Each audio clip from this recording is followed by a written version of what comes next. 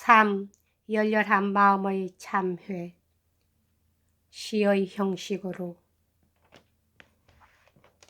알료샤는 아버지가 수도원을 떠나면서 마차 속에서 커다랗게 자기에게 소리친 말을 듣고서 잠시 동안 어리둥절해서 서 있었다.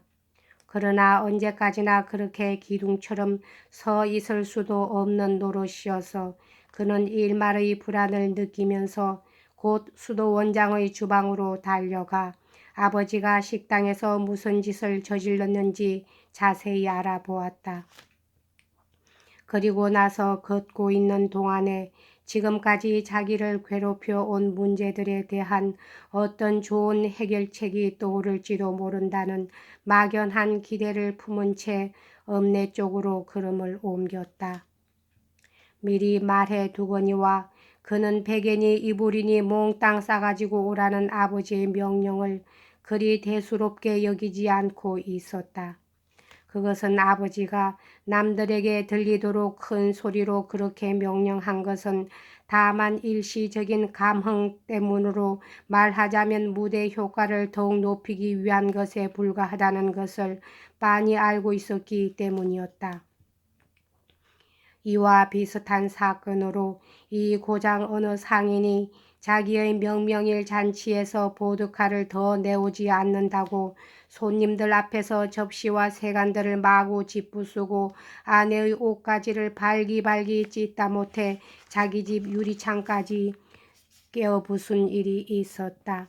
이것도 아버지의 경우처럼 무대 효과를 내기 위한 감흥이 지나쳤던 탓으로 일어난 사건이었으며 이 상인이 다음날 술에서 깨자 자기가 깨트린 접시나 찻잔들을 몹시 아까워한 것은 물론이었다. 그러니까 아버지도 내일이면 아니 어쩌면 오늘 중에라도 자기들어 다시 수도원으로 가라고 할지 모른다고 알료샤는 생각했다. 아버지가 다른 사람도 아닌 자기에게 욕을 보이리라고는 생각할 수조차 없었다. 그는 이 세상에서 자기를 모욕하려는 사람은 하나도 없으며 또 그런 일은 결코 있을 수 없다고 굳게 믿고 있었다. 이것은 그에게 있어 아무 증명도 필요하지 않은 확고한 공리였으며 이런 면에서 볼 때 그는 자기의 목표를 향해 조금 더 흔들리지 않고 착실히 전진해 나가는 그러한 타입의 인간이었다. 그러나 그때 그의 마음속에는 이와는 전혀 다른 두려움이 맴돌고 있었으며 그것은 자기 자신도 뭐라고 집어낼 수 없는 것이었기에 더욱 두렵게만 느껴졌다. 그것은 다름 아닌 여자에 대한 두려움. 아까 홀라꼬바 부인 편에 무슨 용무가 있으니 꼭 자기에게 와달라고 편지를 써보낸 까젤리나 이바노브나에 대한 공포였다. 그녀가 그런 요청을 한 이상 가기는 꼭 가봐야 하겠다고 생각은 하면서도 그의 마음속에는 참을 수 없는 두려움이 솟아났던 것이다. 또한 이 두려움은 아까 원장 집에서 그런 추태가 벌어졌었는데도 불구하고 아침 낮을 내내 더욱 심하게 그를 괴롭혔다. 그는 까젤리나 아가씨가 무슨 말을 할지 또 자기가 뭐라고 대답해야 할지 몰라서 괴로워한 것도 아니며 또 그녀가 여자이기 때문에 겁을 집어먹은 것도 아니었다. 그는 어려서부터 줄곧 여자들 틈에서 자라왔기 때문에 여자가 무엇인지 잘 모르기는 했지만 그렇다고 무턱대고 무서워하지는 않았었다. 그가 두려워한 것은 바로 까젤리나 이바노브나 자신이었다. 그는 어쩐지 처음 보았을 순간부터 이 여자가 무서웠다. 그가 그녀를 본 것은 고작 한두 번이나 세 번쯤에 불과했으며 더구나 이야기까지 한 것은 꼭 한 번 어쩌다가 우연히 몇 마디 나눈 것밖에 없었다. 그가 기억하는 까젤리나는 무척 미인이면서도 병적으로 자존심이 강해서 무슨 일이든 꼭 자기 마음먹은 대로 해치우고야 말려든 오만한 아가씨였다. 그를 괴롭힌 것도 그녀의 아름다운 얼굴이 아니라 어떤 막연한 다른 것이기 때문에 원인 모를 두려움에 대한 공포감은 더욱 심했던 것이다. 이 아가씨가 더할 수 없이 고귀한 목적을 가지고 있다는 것은 알료샤도 알고 있었다. 그 목적이란 자기 때문에 죄악에 빠진 드미트리를 구원하려는 것이었으나 동시에 그것은 자기의 너그러운 마음씨를 증명하기 위한 하나의 슬픈 안간힘에 불과했다. 알료샤는 이 점을 깨닫고 있었기 때문에 그녀의 아름답고 관대한 마음씨를 충분히 인정하면서도 그녀와 가깝게 사귐에 따라 점점 더 서늘한 공포감을 느끼게 되었던 것이다. 까첼리나와 아주 가까운 사이인 둘째 형 이반은 아직 그녀의 집에 와 있지 않을 것이라고 알료샤는 생각했다. 아마 이반은 지금 아버지와 함께 집에 있을 것이다. 그리고 드미트리도 틀림없이 거기에 없을 것이라는 예감이 들었다. 그렇다면 그는 까첼리나와 단 둘이서만 이야기하게 될 것이다. 그는 이 숙명적인 면담을 갖기에 앞서 벌써 맏형 드미트리를 잠깐만이라도 만나보고 싶었다. 그녀가 보낸 편지를 꺼내 보일 필요까지도 없더라도 다만 몇 마디라도 말을 주고받을 수는 있을 것이다. 그러나 드미트리는 멀리 읍내 저쪽 끝에서 살고 있었고 또 지금 집에 있을 것 같지도 않았다. 그는 약 1분쯤 그 자리에 서서 망설이고 있다가 마침내 마음을 결정하고 습관이 된 재빠른 동작으로 성호를 걷고 나서 씩 웃으면서 뚜벅뚜벅 그 무서운 아가씨의 집을 향해서 걷기 시작했다.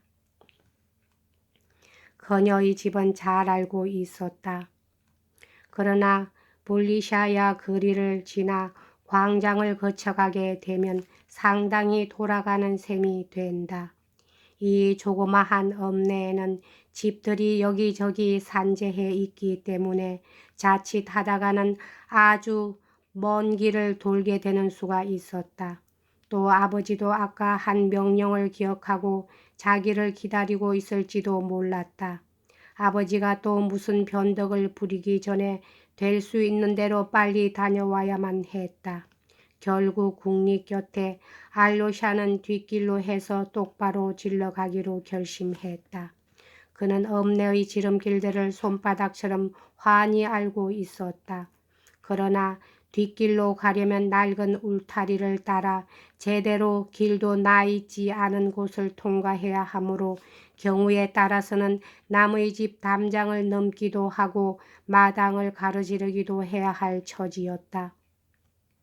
하기야 남의 집이라고는 하지만 모두 안면이 있기 때문에 그저 절이나 꾸벅하면 될 사이이긴 했지만 말이다.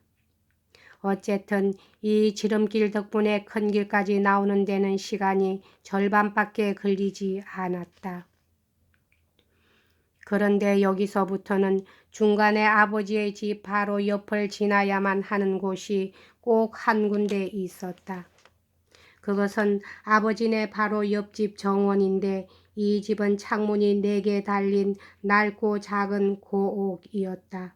알료샤가 알기로는 이 집의 주인은 우리 읍내에서 목판 장사를 하는 다리 한쪽이 없는 노파인데 딸과 단 둘이서만 살고 있었다. 노파의 딸은 최근까지도 빼째르부르크에서 주로 장군댁 같은 데에서만 하녀 노릇을 한 덕분에 촌티가 싹 가신 여자였는데 어머니의 병 때문에 1년 전부터 고향에 돌아와 살고 있었다. 그러나 이 여자는 주인 집에서 얻어온 멋진 옷들을 무엇보다도 자랑으로 여기고 있었다. 이 모녀는 무서운 빈궁 속에 빠지게 되어 옆집인 까라마조폰의 집 부엌으로 매일같이 수프와 빵을 얻으러 다녔으며 마르파도 기꺼이 이들에게 먹을 것을 나누어 주곤 했다. 그런데 이 집 딸은 남의 집에 음식을 구걸하러 다니면서도 자기의 옷은 한 가지도 팔 생각을 안 했는데 그녀가 가진 옷 중에는 귀부인의 야회복처럼 터무니없이 치맛자락이 기다란 것도 한 벌 있었다. 물론 이런 일들은 모두 엄내 사정에 관해서는 하나도 모르는 것이 없는 라끼찐한테서 우연히 들어서 알고 있는 일이었다. 알료샤는 그 말을 듣자 곧 한쪽 귀로 흘려버리고 말았지만 지금 그 집 정원에 이르자 문득 그 치렁치렁한 치마 생각이 나서 깊은 생각에 잠겼던 머리를 번쩍 들었다. 그러자 그는 전혀 기대하지도 않았던 사람과 불쑥 얼굴을 마주치게 되었다. 옆집 정원 울타리 안에서 맏형 드미트리가 발돋움을 하고 몸을 잔뜩 앞으로 내민 채 이쪽을 보면서 자기에게 오라고 연방 손짓을 하고 있었다. 혹시 누가 들을까봐 소리는 내지 못하는 모양이었다. 알료샤는 곧 울타리 옆으로 달려갔다. 내가 마침 이쪽을 보았으니 다행이다. 아마뜨면 소리를 질 뻔했으니까. 하고 드미트리는 반가운 듯이 성급히 속삭였다. 이쪽으로 넘어오렴. 어서. 아, 난 너가 와주어서 얼마나 기쁜지 모르겠다. 난 지금도 방금 내 생각을 하고 있었지. 반갑기는 알료샤도 마찬가지였지만 어떻게 울타리를 넘어가야 할지 몰라 잠깐 머뭇거렸다. 그러자 미자가 억센 팔로 그의 팔꿈치를 잡아주었기 때문에 알료샤는 기다란 수도복 자락을 걷어올리고 장난꾸러기들 못지않은 날쌘 동작으로 울타리를 단숨에 뛰어넘었다. 여기까지 하겠습니다.